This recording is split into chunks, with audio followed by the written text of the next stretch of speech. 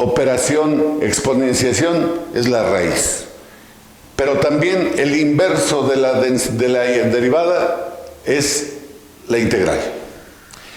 Y si yo derivo e integro, no pasa nada, quito estas dos y me queda la derivada de volumen con respecto al tiempo, simplemente. Pero tenemos que hacer todas esas consideraciones.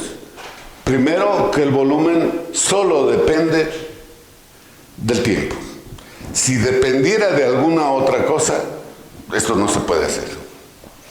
Esto es suponiendo que solo depende de eso. Pero pareciera que llegamos a un callejón sin salida. ¿Eso qué es? Es la cantidad de volumen que se pierde en el tiempo, la cantidad diferencial que se pierde o se gana en un diferencial de tiempo. Es decir, es este cachito.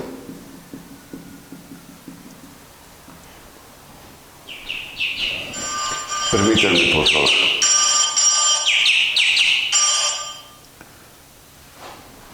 Bueno.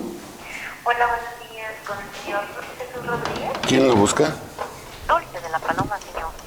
Dulce, ¿cómo le va? Bien, ¿y a usted? ¿Cuándo me manda mi material?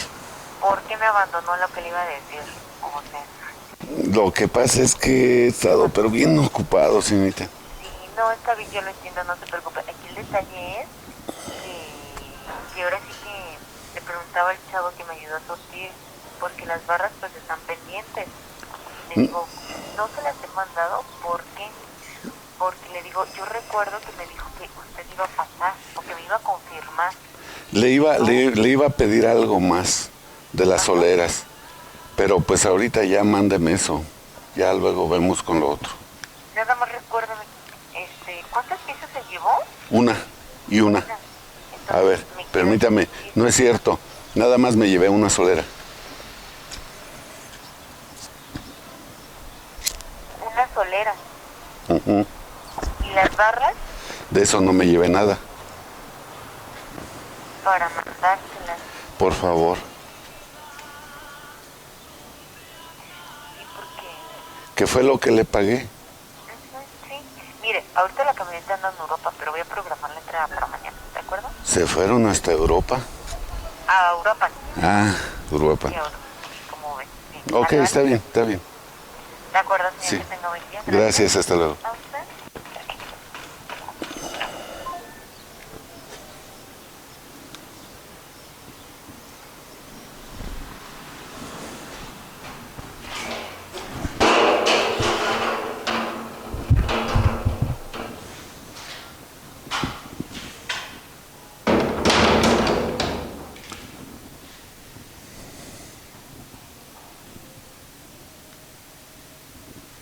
Les pido una disculpa, pero era algo que sí me urgía contestar. Bien, entonces dijimos, ¿qué es este diferencial de volumen? Es esto, es este cachito. Ese cachito que tiene una área así y que tiene una altura diferencial de h. Es decir, la diferencial de volumen es una área por un diferencial de h. Ojo, no hay que confundir estas S con esta. Esta S es el área del tubo por el que entra. Esta S es el área del tubo por el que sale. Esta A, por eso la estoy poniendo como A, es el área transversal del tinaco. Y espero que estén de acuerdo conmigo con esto. Y de ser así, entonces tengo área por diferencial de altura entre diferencial de tiempo, que es esto. Y así lo voy a dejar.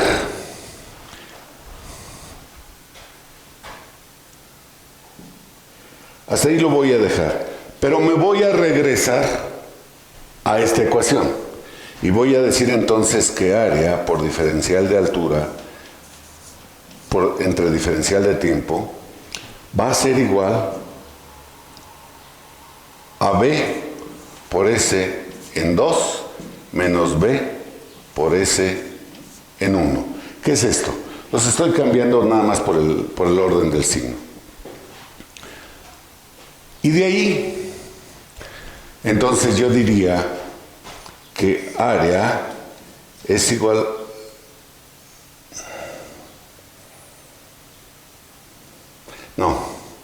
área por diferencial de altura es igual a B por S en 2 menos B por S en 1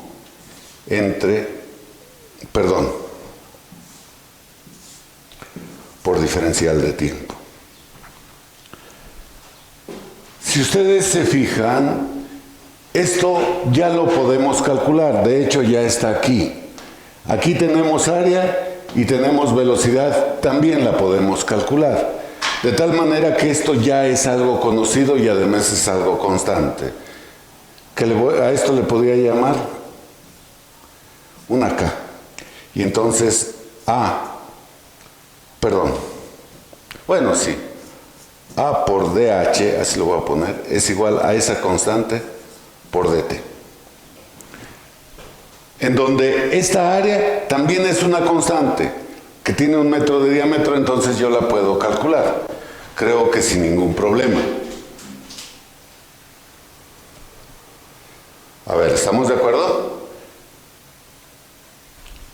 Si nosotros decimos esto, yo puedo integrar, dado que esta es una constante, integro aquí e integro aquí. Lo que nos hace falta ahora es acotar nuestra ecuación, es decir, desde dónde hasta dónde. Yo voy a decir desde H0 hasta H final, desde el tiempo 0 hasta el tiempo final.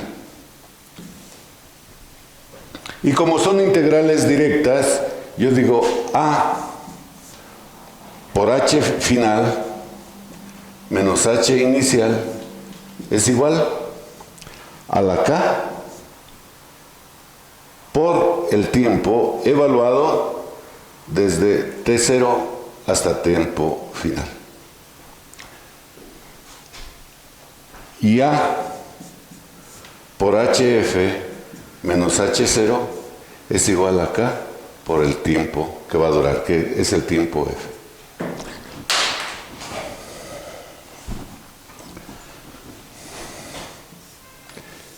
Y ahí está, perdón, aquí está mal, me hace falta una igual. ¿Qué era lo que andábamos buscando? Nosotros decíamos que buscábamos un tiempo cuando delta H variara 30 centímetros, entonces A por 0.3 es igual a K por el tiempo final. Y de allí ya tienen la respuesta.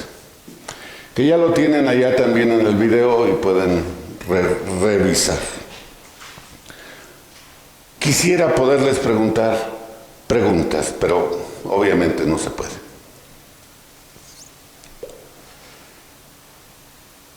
Bien, lo que sigue.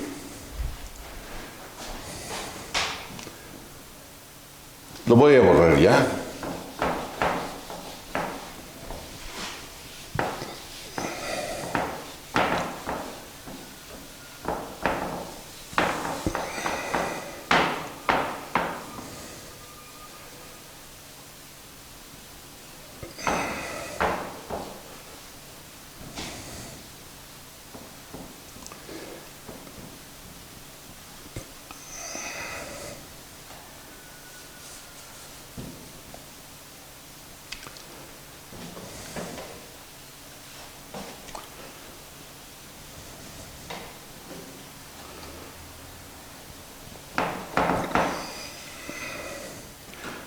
Ahora, un ejercicio propuesto. El ejercicio propuesto es ese que les estoy poniendo allí. Tienen un cuerpo, un recipiente, que tiene 4 orificios de entrada o salida. Un primero, vamos a empezar por el superior, que está a un ángulo de 60 grados, que tiene un diámetro de 3 centímetros y entra con una velocidad de 2 metros por segundo. El de la derecha, que sale con una velocidad de 6 metros por segundo en un diámetro de 6 pulgadas. El inferior, que sale a través de un ducto de 6 centímetros con una velocidad que no sabemos y que no sabemos si entra o sale. Aquí tal vez tenga que ponerle una flechita así. No sabemos si entra o sale. Y la pregunta, y una entrada por un tubo de 4 centímetros con una velocidad que obedece a esa ecuación. La velocidad es igual a 3 por 1 menos r cuadrada entre r cuadrada elevado a la 1/4 en metros por segundo. Esto nos está diciendo dos cosas. Que aquí las velocidades son uniformes. Aquí no es cierto. Allí es una velocidad variable. Es una velocidad no uniforme. ¿Qué quiere decir eso? Que si nosotros vemos ese tubo así, si aquí ponemos nuestra superficie, aquí está, que sería esta, entonces la velocidad, voy a poner otro tono, otro color mejor, me está diciendo que aquí tengo una velocidad máxima y aquí mínima, hasta que es mínima. Es decir, hace una curva así. Nos hace esa curva. La velocidad no es uniforme. Y nos están diciendo que la ecuación como se comporta la velocidad es esta. En donde R mayúscula es la R del tubo. En este caso sería 5 centímetros. ¿Y qué es R minúscula? R minúscula, yo voy a pensar en lo siguiente. Si yo veo solo esta velocidad es esta. Alrededor tiene esta velocidad. Con un radio R. Si yo veo todo este círculo tiene una velocidad que va de acuerdo con ese radio. Es decir, ese radio minúsculo o minúscula es el radio que tiene cada una de estos anillos, que yo supongo que es como se mueve el fluido, en pequeños arillos que tienen una velocidad dependiendo precisamente del radio que tenga ese aro. Se los dejo hasta ahí, nada más les hago una observación. Si esta R es variable, entonces de aquí a aquí va a ser un diferencial de radio. La distancia que hay de un punto al otro es un diferencial y va a ser diferencial de radio. Así se los dejo como propuesto. Bien. Con esto termino lo que es conservación de la masa. Es evidente que hay chorrocientos mil problemas en los que podemos resolver con esto. Y aprovecho el comercial que se los hacía en el video anterior. Estamos concluyendo ya el curso, que la verdad me deja un sabor no amargo, sino lo que sigue, porque creo que es muy poco lo que les he podido transmitir. Pero bueno, todo sea por esto. Yo les había propuesto que nos viéramos algún día, sin embargo, ocurrió algo. Tenemos un oficio de la rectoría en el que no nos permite. No nos permiten clases presenciales y entonces, pues no podemos, desgraciadamente. Entonces, vamos a hacer un examen. Vamos a hacer un examen, pero ¿en qué va a consistir? Necesito que me entreguen un problema de cada uno de los temas que hemos visto.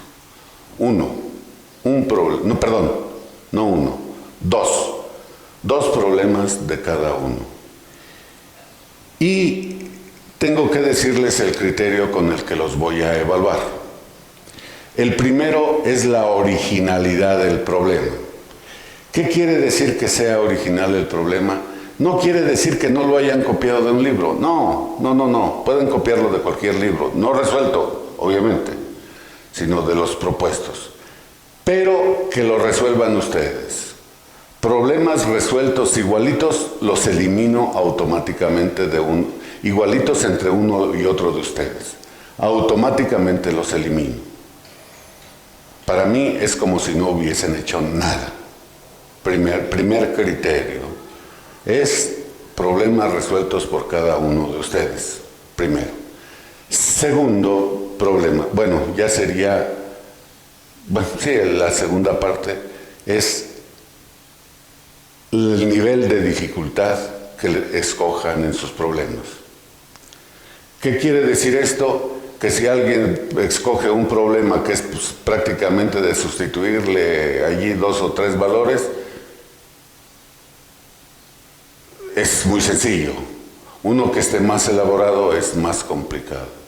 De acuerdo con el nivel que elijan, tal vez el más complicado vamos a ponerle un número, vamos a ponerle 10, y el más sencillo a lo mejor un 4, dependiendo de la dificultad.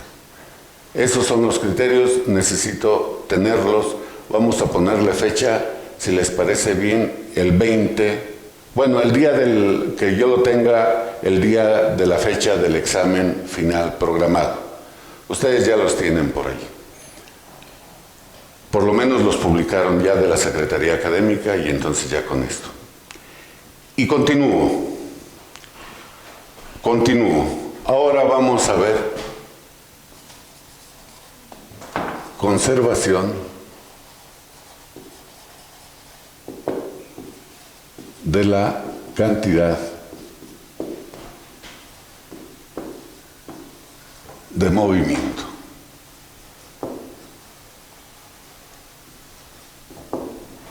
Conservación de la cantidad de movimiento. Bien, pero para poder estudiar esto,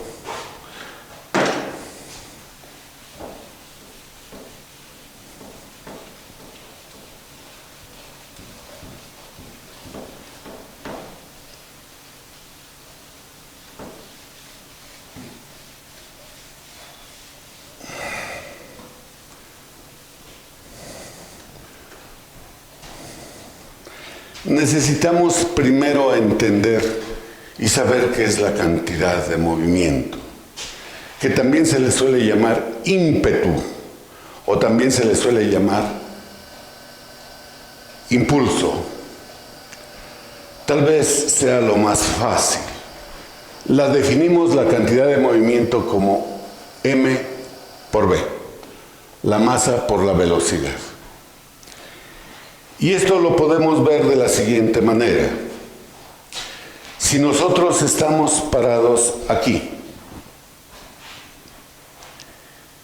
y llega un compañero que pesa 60 kilos y viene a 1 metro por segundo y se impacta sobre nosotros.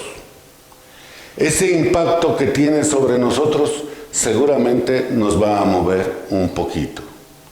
¿De qué depende? Primero, de la masa, que dijimos que son 60 kilos, y de la velocidad, que dijimos que es 1 metro por segundo. Si ese mismo compañero viene otra vez, y ahora ya no viene con 1 metro por segundo, sino que viene con 5 metros por segundo, seguramente sí nos va a empujar más. Genera una fuerza. Pero hay que observar que la fuerza esa depende de la masa que trae él, de la velocidad que tiene y del momento en que ocurre el choque.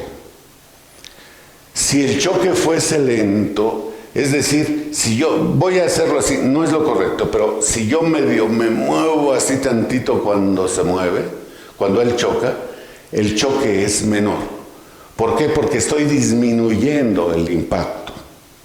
Esto tiene mucho que ver. Todavía les pongo otro ejemplo. Si ahora viene otro compañero que ahora pesa 100 kilos y viene a los mismos 5 metros por segundo y llega y nos impacta y seguramente nos va a tirar. ¿Por qué? Porque la fuerza es muy grande. Es decir, depende de la masa y de la velocidad, de ambas. Pero también depende de eso que les decía, el impacto, cómo se produce, la rapidez con la que ocurre ese impacto. Ahorita lo vamos a revisar eso. Si yo les digo, clasifiquen de alguna manera a las gentes que le pegan al balón de fútbol, y se van a encontrar con gente que tiene mucha masa, que es muy veloz y que sin embargo al balón prácticamente nomás lo mueven cuando le pegan. ¿Por qué? Yo diría porque les hace falta técnica. Es una forma fácil de decir algo que no podemos definir. Sin embargo, ahorita lo vamos a ver enseguida. ¿De qué depende? De cómo hacen el contacto ese que yo les decía. Si lo hacen lo más instantáneo posible o no. Lo mismo nos ocurre cuando vemos en el fútbol, en el béisbol, cuando se pone aquel con el bateador y sabemos que hay unos así pero bien ponchados que le pegan y le pegan en serio, pero también vemos unos que están todos esmirriados, todos flacos, todos desnutridos y también le pegan igual. ¿De qué depende? Otra vez podemos decir de la técnica. Permítanme, por favor. Ok. Depende de la técnica. Es decir, si ustedes se fijan en el jugador aquel ya profesional de fútbol, toma impulso, se retira un poquito del balón, se agarra velocidad, voy a decirlo así, y en el momento que le pega, pareciera como que hasta rebota y le pega muy fuerte. Y aquel que llega y le pega y todavía sigue corriendo, ¿qué pasa? Que parte de ese impulso lo gasta en el seguirse moviendo. El otro se lo cede totalmente a la pelota. Se lo cede instantáneamente, el choque es muy fuerte. Todavía más. Yo les decía que si me muevo un poquito, vamos a poner el ejemplo de un coche o de dos coches que van a chocar, irremisiblemente van a chocar. Uno va de derecha a izquierda, otro va de izquierda a derecha. Imaginemos que van a chocar de frente, ambos llevan una velocidad de 50 kilómetros por hora y la velocidad con la que chocan, ¿cuál es? Si este se está moviendo así,